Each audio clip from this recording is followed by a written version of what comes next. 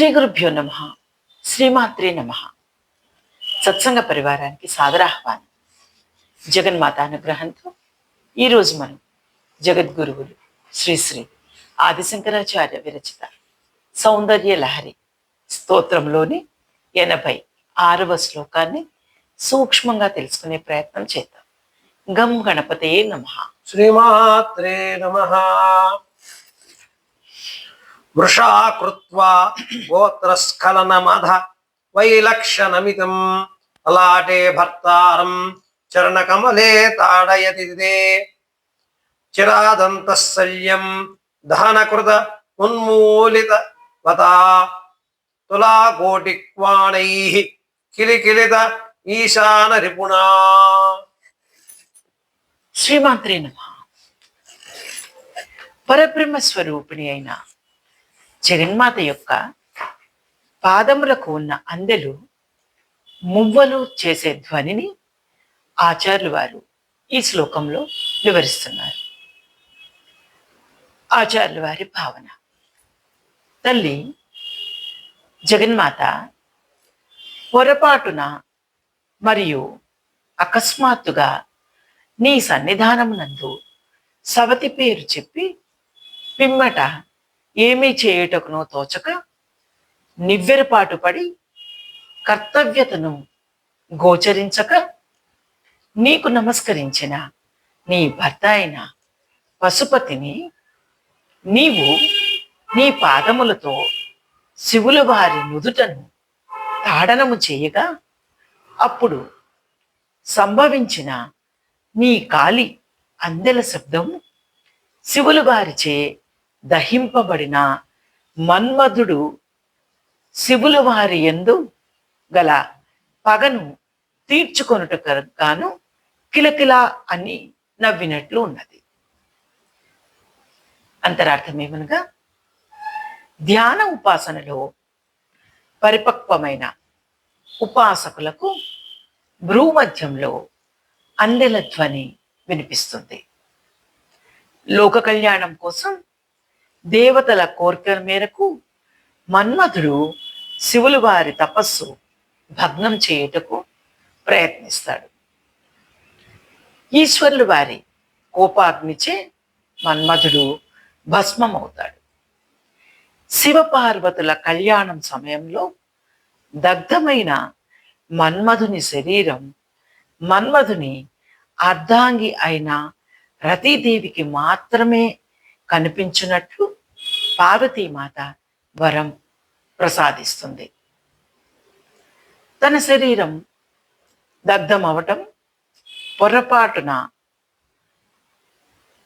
తన శరీరం దగ్ధమవటం శివుల వారు కారణం కావున మన్మథుడు శివుల వారిపై వైరం పెంచుకుంటాడు. పొరపాటున అన్యనాయికను ఉచ్చరించిన ఈశ్వరుల వారికి కూడా జగదంబ పాదస్పర్శ విధి అయినది, వాంఛితమైనది. ఈ రీత్యా భక్తవర్యులందరికీ పరదేవతా చరణములే గతి.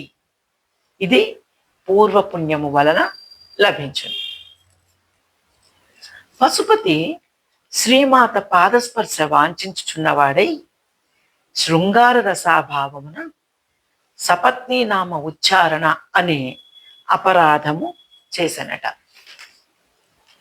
శృంగార రసప్రియులు ప్రియురాలి చరణ స్పర్శాభిలాషులగుట తత్పాద తాడన ప్రసన్నురాలగుట శృంగార విశేషం. గాం త్రాయతే ఇతి గోత్రం. గోత్రం అనగా ఇంద్రియ సంయమనము. గోత్రస్ఖలనం అనగా ఇంద్రియ సంయమనం, జారుట, చెడుట. తరిగిపోయిన ఇంద్రియ సంయమనం తిరిగి పుష్టి కావించుటకు వైలక్షణమితంను సూచించును. వైలక్షణమితం అనగా తరిగిపోయిన ఇంద్రియంను తిరిగి పుష్టి కావించుకుంటారు.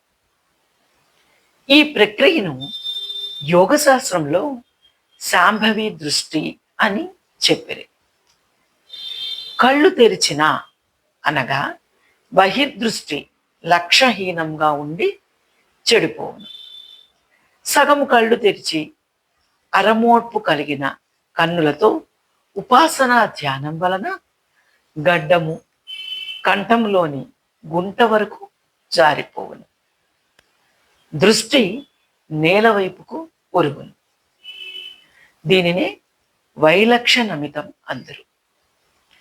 ఇంద్రియ సంయమనంతో కుండలిని శక్తి సుషుమ్నా నాడి ద్వారా జాగరూకతై శీఘ్రంగా ఆజ్ఞాచక్రమును ప్రవేశించి అక్కడ ఉన్న శివ లలాటముపై కాలు మోపి పైకి సహస్రారోన్ముఖమై పరుగుపెట్టును.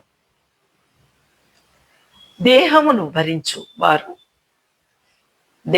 భరించువాడు భర్త అనగా దేహాభిమానిని దేహాభిమాని. దేహమును భరించువాడు భర్త అనగా దేహాభిమాని. ఇది ఆజ్ఞాచక్ర పర్యంతము సాధకునికి దేహ స్మృతి, దేహభావమును, దేహాభిమానమును ఉండి ఉండవచ్చును. సాధన ఆజ్ఞాచక్రం నుండి దాటగానే దేహ స్మృతి ఉండదు, దేహాభిమానము ఉండదు. ఇది ఒక రహస్యం.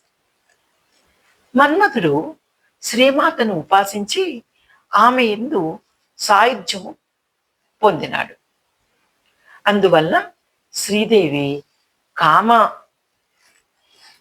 కామదేవుని రూపం కలిగిన అంబికయే.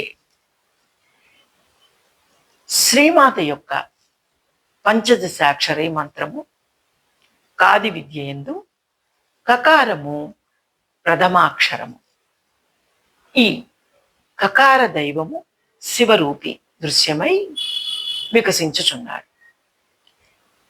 ఈ ప్రకారమే కాముడగుచున్నాడు.